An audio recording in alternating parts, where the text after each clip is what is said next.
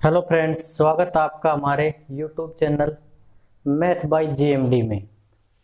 आज की क्लास में हम करेंगे अर्थमेटिक प्रोग्रेशंस और इस चैप्टर को भी हम इतना आसान बनाएंगे कि हर कोई मतलब आराम से सीख सकता है। तो अर्थमेटिक प्रोग्रेशन क्या होता है, इसको हम शॉर्ट फॉर्म में लिखते हैं एपी। ठीक है, एपी लिखते हैं हम इसको शॉर्ट फॉर्म में। तो इसकी डेफिनेशन पे एक बार हम नजर डाल लेते हैं कि अर्थमेटिक प्रोग्रेशन क्या होता है। एपी एपी का मतलब क्या होता है? It is a sequence of number. ठीक है, it is a sequence of number such that the difference is constant. मतलब एक नंबरिंग या फिर नंबर्स होते हैं, उनकी सीक्वेंस होती है। ठीक है, नंबरों की सीक्वेंस होती है और उनका जो डिफरेंस होता है वो क्या होता है? कांस्टेंट होता है। या फिर उनका जो डिफरेंस होता है वो क्या होता है? सेम होता है। वो होता है एपी। उसको हम बोलते हैं क्या? एपी। ठीक है, सीक्वेंस क्या होती है? ये जो सीक्वेंस वर्ड है, ये मतलब एक नंबरों का सेट होता है। ठीक है, एक डेफिनेट ऑर्डर में एक नंबरों का सेट होता है, डेफिनेट ऑर्डर में। उसे हम सीक्वेंस कहते हैं, जैसे 1 2 3 4। ठीक है, उस यही एक सीक्वेंस है। तो एपी क्या है कि एक नंबर की सीक्वेंस है, नंबरों की सीक्वेंस है जिनका डिफरेंस क्या रहता है? कांस्टेंट रहता है या फिर सेम रहता है। ठीक है, कांस्टेंट रहता है या फिर सेम रहता है इनका डिफरेंस। अब मैं कुछ एग्जांपल आपको दे रहा हूं, जैसे 2 5 8 11 और ऐसे करते हुए हम चलते हैं। ठीक है, तो इसमें जो ये 2 है इसको हम लिखते हैं फर्स्ट टर्म से। मतलब फर्स्ट टर्म्स को हम ए से लिखेंगे। ठीक है, ए इज इक्वल टू 2। ठीक है, इसको कहाँ किससे लिखते हैं हम? फर्स्ट टर्म से। और जो ये यहां तक मतलब अगर मान लो 80 तक गया, इसको हम लिखते हैं लास्ट टर्म से। ठीक है, ये क्या है? Last term. ये क्या है? First terms. और इनका जो डिफरेंस ये बताया इसने कि क्या होता है? कांस्टेंट होता है। तो इनका डिफरेंस हम देखते हैं। डिफरेंस को हम लिखते हैं इस डी से। ठीक है, डिफरेंस को किससे लिखेंगे हम? डी से। तो इनका डिफरेंस क्या है? इनका डिफरेंस निकालने के लिए हमें क्या करना पड़ेगा? जो ये वाली टर्म है ना, जो सेकंड नंबर की टर्म है, उसमें से फर्स्ट नंबर की टर्म को माइनस करना पड़ेगा। ऐसे ही थर्ड नंबर की टर्म है, उससे सेकंड नंबर की टर्म को माइनस करना पड़ेगा। और ऐसे ही ये फोर्थ नंबर की टर्म है, उससे थर्ड नंबर की टर्म को माइनस करना पड़ेगा, तभी हम डिफरेंस निकाल सकते हैं। ठीक है, डिफरेंस अगर हम निकालेंगे तो क्या? a2 minus a1। ठीक है, ये सेकंड नंबर की टर्म है, इसको फर्स्ट नंबर की टर्म से हम माइनस करेंगे, तभी हम डिफरेंस निकाल सकते हैं। तो a2 कितना है? 5 और a1 कितना है? 2। तो कितना आया? ये 3। और यही है क्या? डिफरेंस इनका। ठीक है, इन इसको हम कॉमन डिफरेंस बोलते हैं। ठीक है, तो इनका डिफरेंस क्या आया? 3। अब हम नेक्स्ट देखते हैं a3 माइनस a2। तो a3 क्या है? 8 और इसमें से 5 माइनस किया तो ये कितना आया? 3। ठीक है, तो इसका भी डिफरेंस क्या आया? 3। अब हम देखते हैं फोर्थ टर्म में से थर्ड टर्म घटानी है, a4 माइनस a3। ठीक है, a4 क्या है? 11 माइनस 8 इज इक्वल टू 3। अब देखो इन सभी का डिफरेंस सेम है। ठीक है, डिफरेंस क्या है? सेम है और कांस्टेंट है। मतलब कांस्टेंट का मतलब होता है कि एक जगह पर टिका रहना, मतलब उतना ही रहना, स्थिर रहना। ठीक है, कांस्टेंट है, इतना ही रहेगा, इससे ना तो ज्यादा बढ़ेगा ना घटेगा। ठीक है, तो ये क्या है? इनका डिफरेंस है, इसको हम कॉमन डिफरेंस बोलते हैं। इसको कैसे निकालेंगे हम? सेकंड टर्म में से फर्स्ट टर्म को माइनस करना है, फिर थर्ड टर्म में से सेकंड टर्म को, फिर फोर्थ टर्म में से थर्ड टर्म को, तब ये डिफरेंस निकल के आएगा। और ये डिफरेंस हमेशा कैसा होता है? कांस्टेंट होता है ये डिफरेंस हमेशा। ठीक है, अब एपी जो होती है उसकी दो टाइप होती है। ठीक है, एक होती है फाइनाइट एपी। एक कौन सी होती है? Finite AP. Finite AP. और एक होती है इनफाइनाइट एपी। ठीक है, ये एक क्या होती है? Infinite AP. अब फाइनाइट एपी क्या होती है? फाइनाइट एपी वो होती है जिसकी, जैसे मान ले जितनी भी टर्म है, जो भी टर्म है वो मतलब क्या हो? जो भी टर्म है, जितनी भी जो टर्म दी हुई है वो क्या हो, लिमिटेड हो। ठीक है, जितनी भी टर्म है वो क्या हो, लिमिटेड हो, उसे हम कहते हैं फाइनाइट एपी। इसमें क्या होती है, टर्म्स लिमिटेड होती है।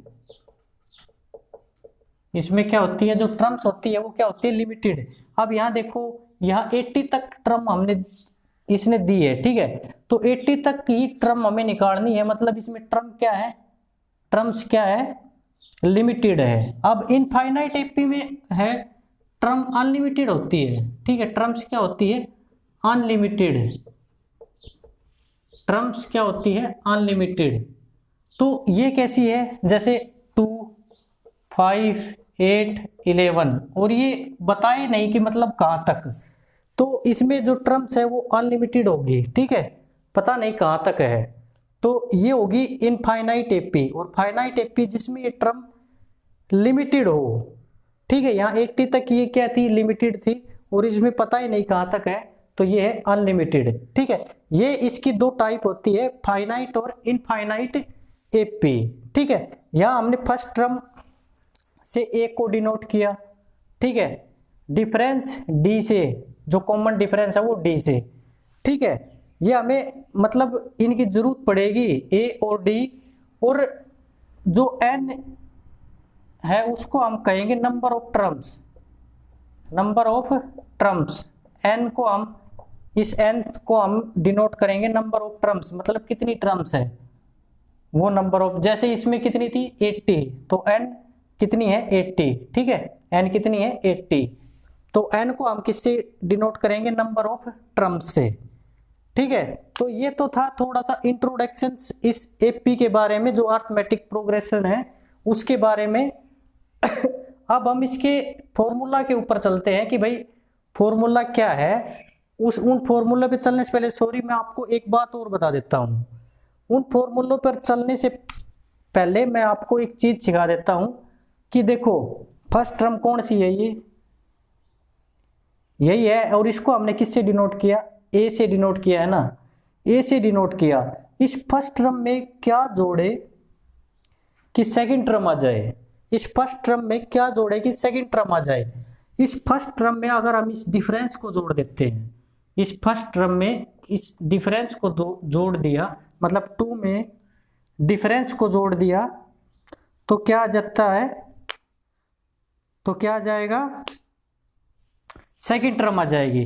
अब देखो आप, ये 2 है, इस 2 में अगर हम 3 को जोड़ देंगे तो सेकंड टर्म नहीं आ जाएगी। डिफरेंस कितना था, 3, इस 3 को अगर हम जोड़ देंगे तो क्या होगा, सेकंड टर्म आ जाएगी। ठीक है, इस 3 को अगर जोड़ा, अगर मान लो जोड़ देते हैं हम, तो कितना आ जाता, 5। ठीक है, तो ये सेकंड टर्म आ जाती। अब हम ऐसे ही, अगर हम इस सेकंड टर्म में क्या जोड़े कि थर्ड टर्म आ जाए, तो इसमें क्या करना हमें, सॉरी ये पहला 2 लिख दिया मैंने, ए में, हाँ सही है ये, ठीक है। इस सेकंड टर्म में हमने डी जोड़ा तो क्या आ गई ना, सॉरी, जो फर्स्ट टर्म में डी जोड़ा तो क्या आया, सेकंड टर्म। ऐसे ही हम देखते हैं, सेकंड टर्म में हम क्या जोड़े कि भाई थर्ड टर्म आ जाए। तो जो ये जो सेकंड टर्म थी, इसमें क्या जोड़े कि जो थर्ड टर्म आ जाए। फर्स्ट टर्म में हमने सेकंड ये डी जोड़ा, तब सेकंड टर्म आई। अब हम सेकंड टर्म में क्या जोड़े कि भाई डी, ये जो थर्ड टर्म आए, तो इसमें भी अगर हम डी को जोड़ते हैं तो क्या आ जाता है, 5 में डी की वैल्यू कितनी आई थी, 3, जोड़ते हैं तो 8 आ जाती है ना, तो ये थर्ड टर्म आ जाती है। बस हमें सिर्फ यही समझना है। तो जो अर्थमेटिक जो प्रोग्रेशन होती है वो कैसे लिखी हुई होती है, बस सिर्फ ये समझना है, ए प्लस डी प्लस ए प्लस 2d, ठीक है, और प्लस ए प्लस 3d, ऐसे लिखी होती है। जो अर्थमेटिक जो ये एपी है, ये ऐसे लिखी हुई होती है।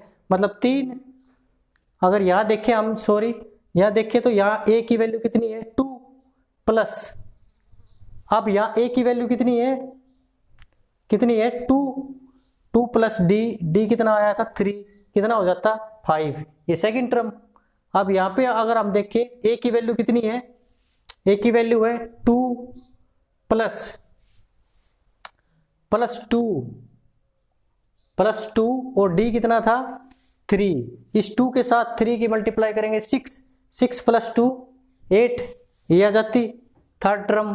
ठीक है, ये फर्स्ट टर्म, ये सेकंड, ये थर्ड, ये फोर्थ, ऐसे है ये। ठीक है, तो ऐसे लिखी हुई होती है ये। बस सिर्फ मैं आपको ये इसलिए बता रहा हूं कि ये अब मैं आपको एक फॉर्मूला करवाऊंगा, जिस फॉर्मूले में मतलब वो इन्हीं चीजों से मिलकर बना है वो फॉर्मूला। तो वो फॉर्मूला मैं आपको करवा रहा हूं। तो वो फॉर्मूला क्या है, तो वो फॉर्मूला बस हम देखते हैं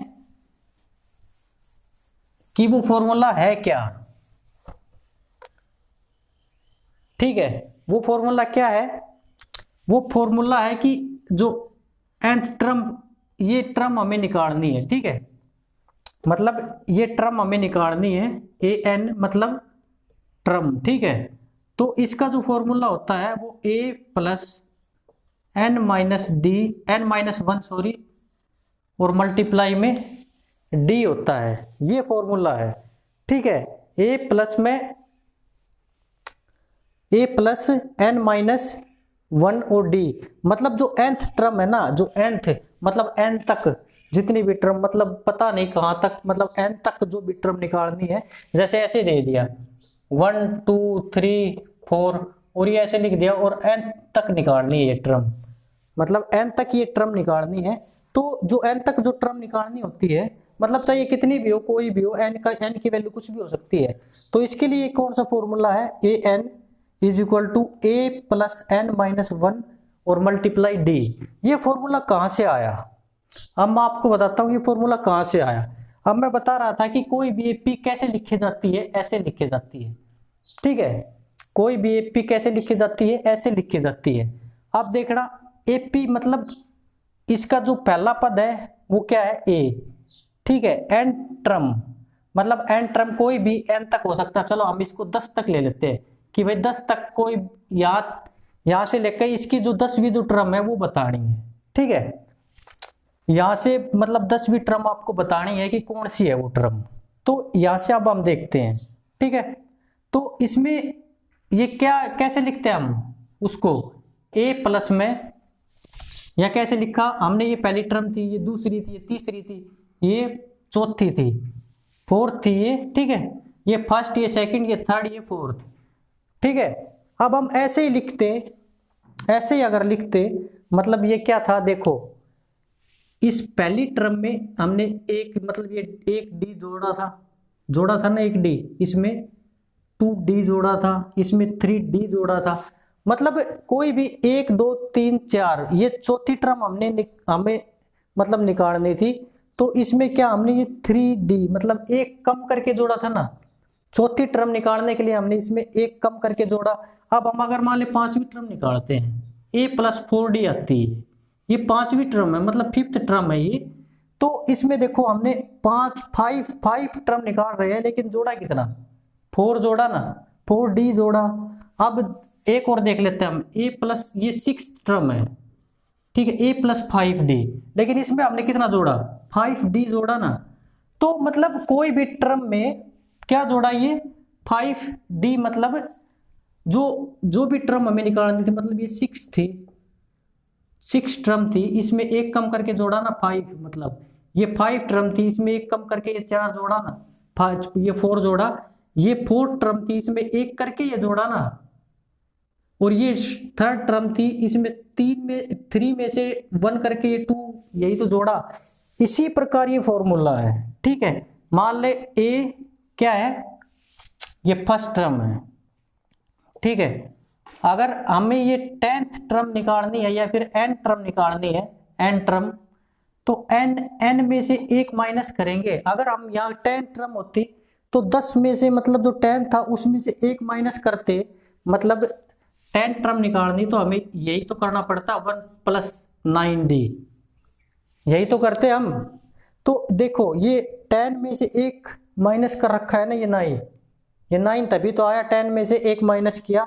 इसी प्रकार जो n में से एक माइनस किया, मतलब nth टर्म n में से एक माइनस किया, और ये d के साथ मल्टीप्लाई किया, तब ये फॉर्मूला बना है। ठीक है, तब ये फॉर्मूला बना है।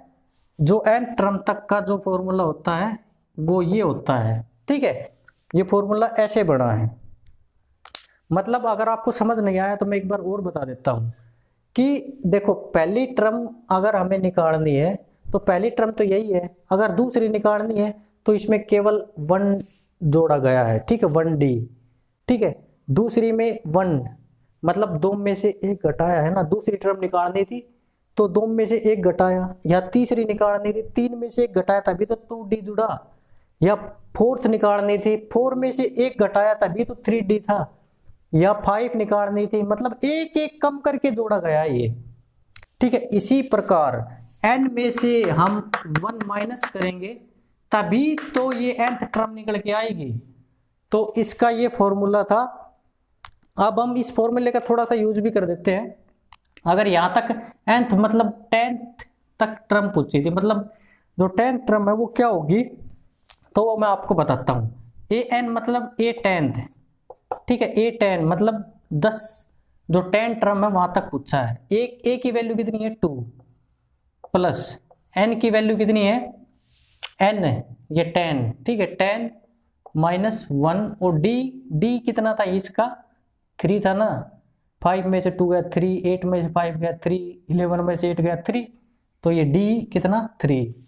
ठीक है, तो 2 प्लस ये 9 और ये मल्टीप्लाई इसके साथ। ठीक है, 2 प्लस 9 और 3 की मल्टीप्लाई करेंगे तो 27 मतलब 29।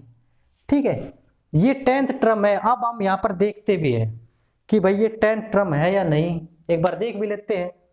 ये कितनी थी, फर्स्ट सेकंड थर्ड 4, इसमें 3 की मल्टी ना जो ऐड हो रहा है।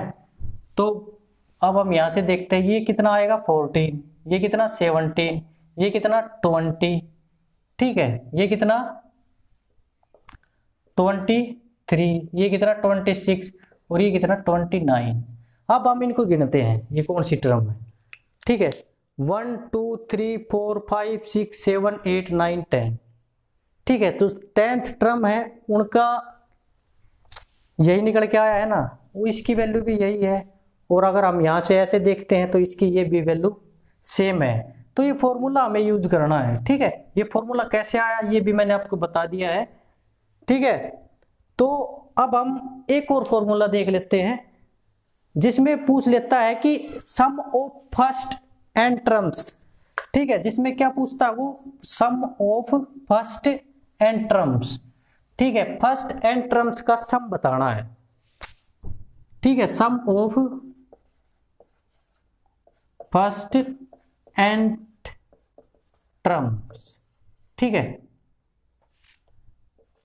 फर्स्ट nth टर्म का सम बताना है। ठीक है, तो वो फॉर्मूला क्या है वो मैं आपको बता देता हूं। ठीक है, तो सम बताना है तो s। ठीक है, n टर्म Sn। ठीक है, ये क्या है n टर्म। ठीक है, और इसके is equal to n by 2। n का मतलब नंबर ऑफ टर्म्स और बाई 2, और ये क्या होता है मल्टीप्लाई होता है किससे 2a प्लस। ठीक है, 2a का मतलब क्या है फर्स्ट टर्म, और प्लस n माइनस 1 और ये d। ठीक है, ये फॉर्मूला है, बड़ा सा फॉर्मूला है ये। लेकिन जब मैं आपको क्वेश्चन करवाऊंगा तो इस फॉर्मूले की जरूरत भी नहीं पड़ेगी बिल्कुल भी। ठीक है, इस फॉर्मूले में n क्या है नंबर ऑफ टर्म्स है, और ये नंबर ऑफ टर्म्स बाई 2, और ये a क्या है फर्स्ट टर्म है, n क्या है नंबर ऑफ टर्म्स है, और d क्या है कॉमन डिफरेंस। ठीक है, ये सारी चीज मैंने आपको बता रखी है। तो ये सारी चीज आप अगर फॉर्मूले में करने चाहो तो आप फॉर्मूले में भी कर सकते हो, लेकिन जब मैं आपको क्वेश्चन करवाऊंगा तो फॉर्मूले की जरूरत ही नहीं पड़ेगी। बिन मतलब विदाउट फॉर्मूला मैं आपको आराम से क्वेश्चन करवा दूंगा और आंसर भी सेम होगा। ठीक है, तो आज की क्लास में इतना ही, और आगे की क्लास में अब हम देखेंगे जितने भी एग्जाम्पल हैं और जितने भी क्वेश्चन हैं वो सारे हम आगे की क्लास में देखेंगे। तो आज की क्लास में इतना ही। अगर आपको मेरी वीडियो अच्छी लगती है तो please like share and subscribe जरूर करें। ठीक।